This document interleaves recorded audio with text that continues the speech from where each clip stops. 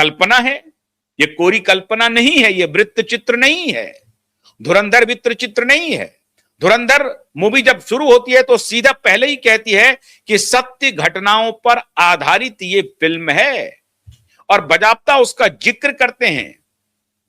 मुंबई जो terror attack हो रहा है उसके ऑडियो वो रिलीज कर रहे हैं।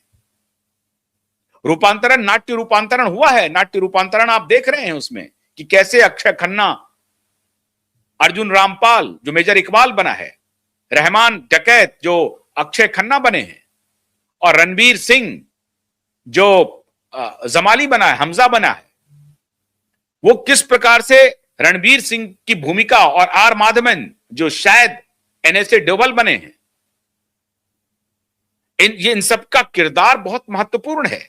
तो ऑलमोस्ट ये सत्य घटनाओं पर आधारित है। थोड़ा बहुत इसमें फिल्मांकन के लिए जो थोड़ा रोमांटिसिज्म है, इस सबका जिक्र किया गया है, वो अलग विषय हो सकता है, लेकिन पूरी तरह से ये मूवी सत्य घटनाओं पर आधारित है। और उसमें अगर ये फिल्म 70 mm पर डंके की चोट पर डिक्लेयर कर रहा है कि भारत सरकार का एक मंत्री और उनका पुत्र दुबई में पाकिस्तानी हैंडलर से मुलाकात करता है और प्रिंटिंग के मटेरियल को एक्सचेंज करता है, तो वो मंत्री कौन है, उनका पुत्र कौन है? आशंका तो हो रही है कार्तिक चिदंबरम पे, आशंका हो रही है पी चिदंबरम पे। सत्यता की पुष्टि क्यूबाइट नेटवर्क नहीं करती है, लेकिन आशंका तो व्यक्त की ही जा सकती है। क्यों आशंका व्यक्त की जा सकती है? क्योंकि अरविंद मायाराम इन्वेस्टिगेशन के घेरे में है। वो जो सीनियर ब्यूरोक्रेट थे, जो फाइनेंस सेक्रेटरी थे, और अरविंद मायाराम से पी चिदंबरम जी की साठगांठ अच्छी रही है। और साहब जब प्रणब मुखर्जी उसको ब्लैकलिस्ट करते हैं तो आप दोबारा ब्लैकलिस्ट को खत्म क्यों करते हैं? फिर उनको सैंक्शन क्यों कर देते हैं? फिर उनको कॉन्ट्रैक्ट क्यों दे देते हैं? तो सवाल तो स्पष्ट है। इसलिए धुरंधर मूवी में जो इशारा किया है वो इशारा आपके तरफ जा रहा है। 2004 में कॉन्ट्रैक्ट देने वाले पहले वित्त मंत्री आप हैं, फिर उसको आगे बढ़ा रहे हैं, और फिर 2010 में ब्लैकलिस्ट होता है दूसरे वित्त मंत्री के द्वारा, और फिर जब आप वित्त मंत्री बन के आते हैं तो फिर आप कॉन्ट्रैक्ट दे देते हैं, ब्लैकलिस्ट को उठा लेते हैं, इस लिफ्ट को लिफ्ट कर लेते हैं, बैन को हटा देते हैं। विलेन भारत के अंदर है, और भारत सरकार 2014 में आने के बाद इस पर जांच बिठा चुकी है, लेकिन कुछ भी सामने नहीं आ रहा है। क्या हो रहा है? गिरफ्तारी क्यों नहीं हो रही है? अगर भारत सरकार का पूर्व मंत्री और उसका बेटा इसमें शामिल है तो गिरफ्तार क्यों नहीं किया जा रहा है? कौन रोक रहा है? फिर अगली घटनाएं होगी क्या? धुरंधर मूवी में साफ दिखाया जा रहा है, जियाउल हक के बारे में चर्चा की जा रही है कि भारत को 1000 जख्म दो, 1000 जख्म देने का सिलसिला जारी है। बालाकोट हो गया, पुलवामा हो गया, सब हो गया। उसके बाद अभी घटना हो गई कश्मीर में, ऑपरेशन सिंदूर के पहले, फिर और इंतजार कर रहे हैं। तो जो भारत के हैंडलर हैं उन्हें गिरफ्तार कीजिए।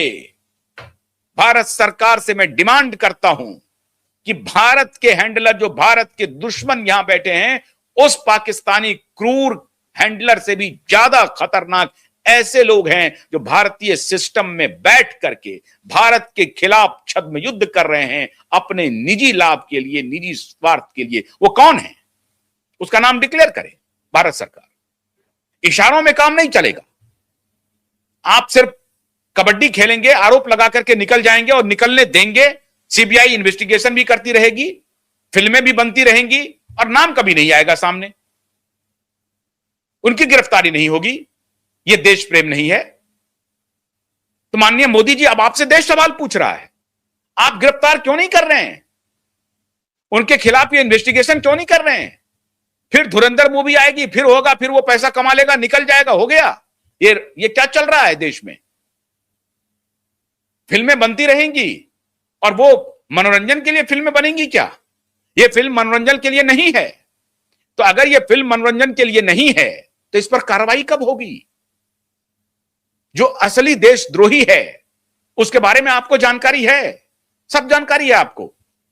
तो जब सब जानकारी है तो एक्शन कब होगा? और तीसरा टर्म आपका चल रहा है, 2014 से ही आपको इस बात की जानकारी है। इतना बड़ा खेल चल रहा है देश में, फिर आप किसे बचा रहे हैं? क्यों बचा रहे हैं? सवाल आप पर भी उठेगा, ये पूरा देश सवाल करेगा आपसे। प्रधानमंत्री जी और हमारी जो वित्त मंत्री हैं, उनके तरफ से कोई बयान नहीं आ रहा है। क्या खेल चल रहा है साहब? क्या अभी भी कोई मोल है इस सिस्टम में? और अगर है तो देश बर्दाश्त नहीं करेगा, देश को जवाब देना पड़ेगा सरकार को। उन लोगों की गिरफ्तारी करनी पड़ेगी जिसने देश के साथ गद्दारी की है, देश का सौदा किया है।